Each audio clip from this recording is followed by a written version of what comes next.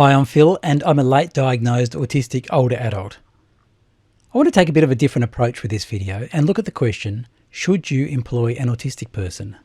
So if you're an employer or a business owner, then this video is for you. But equally, if you're an autistic adult, then I hope the concepts here may help you advocate for yourself in the workplace. Let's start with a real experience. It was about 15 years ago and a young autistic man, or Asperger's as it was known then, was looking for work in the audio field in which he had an interest. He took the step with the help of an advocate to reach out to a local organisation that recorded talking books for people with print disabilities, thinking that might be a way to get into a career in audio. The manager of the organisation, while keen to help the young man, ultimately decided that it was not the right fit to place someone with autism into a situation where he would be working fairly intensely with voice actors face to face in a studio, as people with autism struggle to communicate effectively, and it might be a bit awkward for all concerned. In making this call, the manager was trying to be careful not to place the young man into a situation that might be beyond his ability and where he might fail. So the young man was denied that possibility of work. Now, for those of you listening, it might be no surprise if I tell you that this is my story. But before you jump up to come to my defence because of how you perceive I might have been mistreated, the one important detail I've omitted is that I was the manager and not the young man. That changes things. Yes, I was the person that denied this young man an opportunity because of his autism. I thought I was doing this to protect him, but the cold reality is that in my abject ignorance of what it means to be an autistic adult, I discriminated against someone trying to make their way in the world. Now fast forward 15 years and I have discovered that I am in fact myself autistic. In coming to this realisation, I have had to reflect on the story above and work out what was going on. Indeed, I was truly believing that my decision to not employ this young man was in his best interest. But I now have no doubt this was wrong on many levels. Firstly, and what I realise now, is that the same studio work suited me so well precisely because I was also autistic.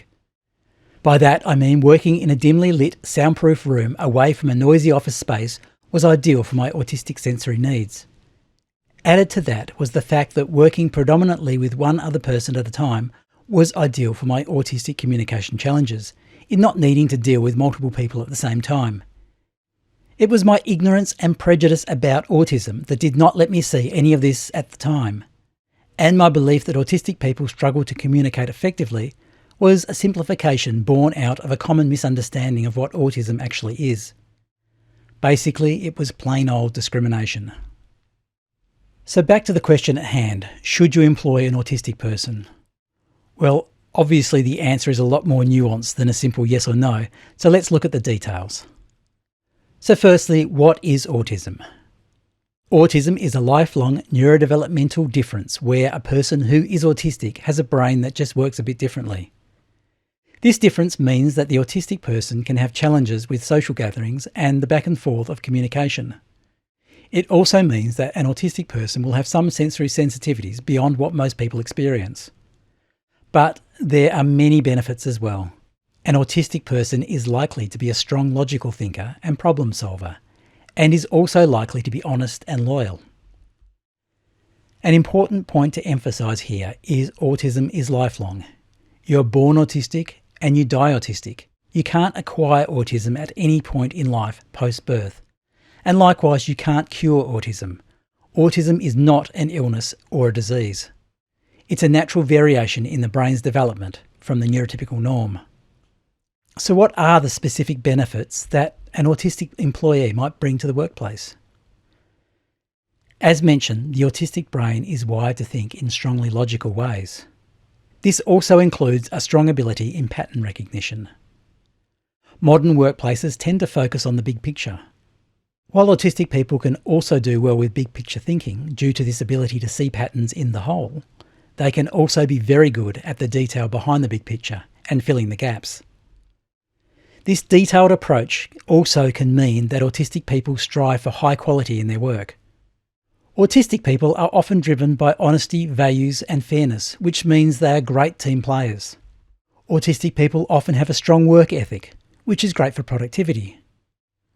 Autistic people are often creative, which can come out in how they solve problems. This creativity often yields solutions from a different angle, which provides excellent diversity in problem solving when paired with neurotypical peers. So, isn't autism a disability? Does that mean we will need to provide expensive accommodations? Yes, autism is a hidden disability, and that does mean that appropriate accommodations should be provided. But these typically won't be expensive and may include providing a workspace that is in a relatively quiet location to enable the autistic person the best chance to get the job done without being overloaded by sensory input, such as noise. Lighting in that workspace may need to be adjusted to be more subdued, possibly dimmable. Also, fluorescent lighting may cause issues for the autistic person, so could be changed for LED battens, for instance, in that workspace. A fairly simple and low-cost solution. The autistic employee may also work better with noise-cancelling headphones to help with focus and to separate from the office noises and distractions. Working from home can also be a great option to provide the autistic person a quiet and predictable space to get their work done. Some flexibility in workday timing, start and end times, and break frequency might also be appropriate. A key accommodation is making sure instructions given are always clear and precise. This can extend to making sure meeting agendas are always provided in advance. The best accommodation, though, is actually in colleagues' attitudes, i.e. making sure the workmates understand what autism is through suitable education to provide a positive and inclusive environment, which actually benefits everyone. All autistic people are different, so accommodations will vary to suit each individual. This is no different than for any other person with a disability. So aren't autistic people intellectually disabled? Won't that mean they can only do low-skilled labour? Actually, this is a myth. Autistic people have the same range of IQs as the rest of the population. So yes, some autistic people may have an intellectual disability, but most will have the same level of intelligence as the rest of the workforce. As per any other employee, it's about matching the person to the position. This means that autistic people can do any role that a neurotypical peer can do if they have the same or equivalent skill set. What are the drawbacks of employing an autistic person? Based on everything above, the answer here quite obviously is none. There are no drawbacks to employing an autistic person, and as per above, there may be significant benefits. In fact, the reality is that the rates of adults being diagnosed as autistic are increasing all the time as more people learn about autism. But there are many more people struggling without knowing why. This also means that there are lots of undiagnosed autistic adults in workplaces everywhere, doing their jobs apparently without fuss. So if you want to know what it's like to have an autistic employee, the chances are they are in your organisation right now doing great work. Just some food for thought here also. These undiagnosed autistic adults may well be working at a higher level than their workmates, if they are working in environments that are challenging for their autistic needs, but still producing an equivalent output. Makes you wonder how well they might perform if their needs were actually accommodated. In short, autistic people are normal people who just think a bit differently to most other people in some circumstances. Far from being a drawback, this difference can be leveraged to create tangible benefits in any workplace.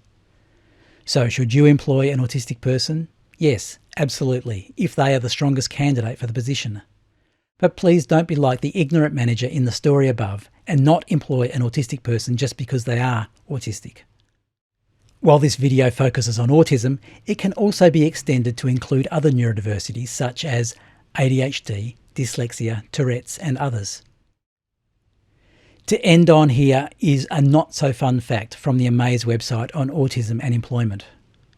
In Australia, the unemployment rate for autistic people is 34%, more than 8 times that of people without a disability, and 3 times the rate of people with a disability generally. Let's work together in our organisations to help improve this outcome for autistic and neurodivergent people. An engaged autistic or neurodivergent employee can be a powerhouse for your business. If you found this video useful and would like to learn more about what it's like to live as an autistic adult, please feel free to check out some of my other videos. And if you've enjoyed this video, please feel free to hit the like and subscribe buttons. Thanks for watching. I'll see you next time.